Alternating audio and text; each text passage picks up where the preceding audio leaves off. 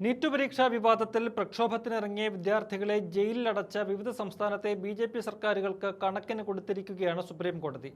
NEET ക്രമക്കേടിനെതിരായ വിദ്യാർത്ഥി സമരത്തിൽ പങ്കെടുത്ത് ജയിലിലായ മുഴുവൻ വിദ്യാർത്ഥികളെയും ജയിൽ മോചിതരാക്കാൻ സുപ്രീം കോടതി കേന്ദ്ര സർക്കാരിന് കനത്ത നിർദ്ദേശം നൽകിയിരിക്കുകയാണ്. ഇത് കേന്ദ്ര സർക്കാർ നൽകുന്ന തിരിച്ചടി ചെറുതല്ല. ഈ വിവാദ വിഷയത്തിൽ ഒരു വിധി പോലും നാളിതുവരെയായിട്ട് കേന്ദ്ര സർക്കാരിന് അനുകൂലമായിട്ടുണ്ടായിട്ടില്ല.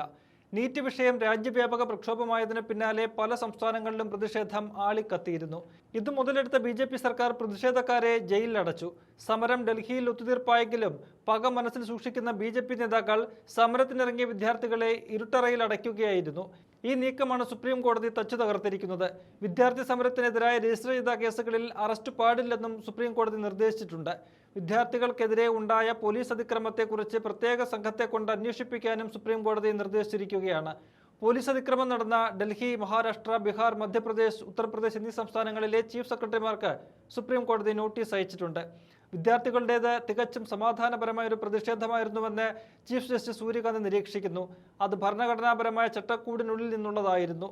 സമാധാനപരമായ സമരം നടത്തിയ വിദ്യാർത്ഥികൾക്കെതിരെ അക്രമമുണ്ടായോ എന്ന് സ്വതന്ത്ര അന്വേഷണത്തിലൂടെ മാത്രമേ കണ്ടെത്താനാകൂ എന്ന് കോടതി ചൂണ്ടിക്കാട്ടി. ആരതിക്രമം കാട്ടിയാലും നിയമം അതിന്റെ വഴിക്ക് നീങ്ങും. ഉത്തരവാദിത്തം നിശ്ചയിച്ചില്ലെങ്കിൽ അന്വേഷണം അർത്ഥശൂന്യമാകുമെന്നും ചീഫ് ജസ്റ്റിസ് വ്യക്തമാക്കി കഴിഞ്ഞു.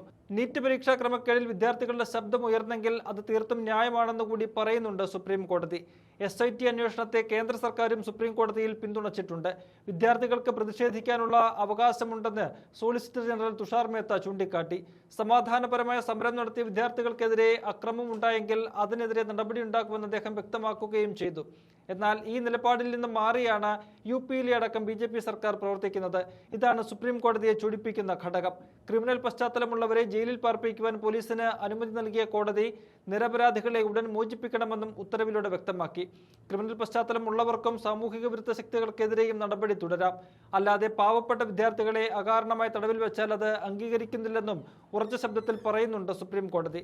കേന്ദ്ര സർക്കാരിന്റെയും ഡൽഹി സർക്കാരിന്റെയും ഉൾപ്പെടെ വാദം കേട്ട ശേഷമാകും SIT രൂപീകരണം സംബന്ധിച്ച തീരുമാനമെടുക്കുക എന്നും കോടതി അറിയിച്ചിട്ടുണ്ട്.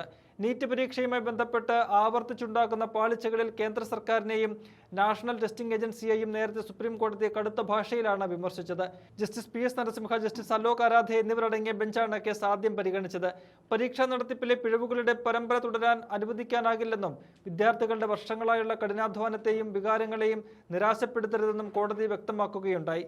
പരീക്ഷകൾ പൂർണ്ണമായും കമ്പ്യൂട്ടർ അധിഷ്ഠിത രീതിയിലേക്ക് മാറ്റുന്നതിനെ കുറിച്ച് ആലോചിക്കുമ്പോൾ ഡേറ്റയുടെ സുരക്ഷയും ചോർച്ച തടയാനുള്ള മുൻകരുതലുകളും എങ്ങനെയെന്ന് വ്യക്തമാക്കാൻ കോടതി കേന്ദ്ര സർക്കാരിനോട് ആവശ്യപ്പെട്ടിട്ടുമുണ്ട്. നീറ്റ് ചോദ്യപേപ്പർ ചോർച്ചയിലും ക്രമക്കേടുകളിലും പ്രതിഷേധിച്ച് ഡൽഹിയിലും രാജ്യത്തിന്റെ മറ്റ് ഭാഗങ്ങളിലും വിദ്യാർത്ഥികളും വിവിധ സംഘടനകളും നടത്തിയ പ്രക്ഷോഭങ്ങൾ ശക്തമായിരുന്നു. ഈ സമരങ്ങൾക്ക് നേരെ ഉണ്ടായ പോലീസ് അതിക്രമങ്ങളെയും രൂക്ഷമായ ഭാഷയിലാണ് സുപ്രീം കോടതി വിമർശിച്ചത്. സമാധാനപരമായ രീതിയിൽ പ്രതിഷേധിക്കാനുള്ള അവകാശം ഭരണഘടന ഉറപ്പു നൽകുന്നതാണെന്നും സമരം നടന്നു എന്നതുകൊണ്ട് മാത്രം പോലീസ് അതിക്രമങ്ങളെ ന്യായീകരിക്കാനാകില്ലെന്നാണ് പരമോന്നത നീതിപീഠം പറഞ്ഞു വെച്ചത്.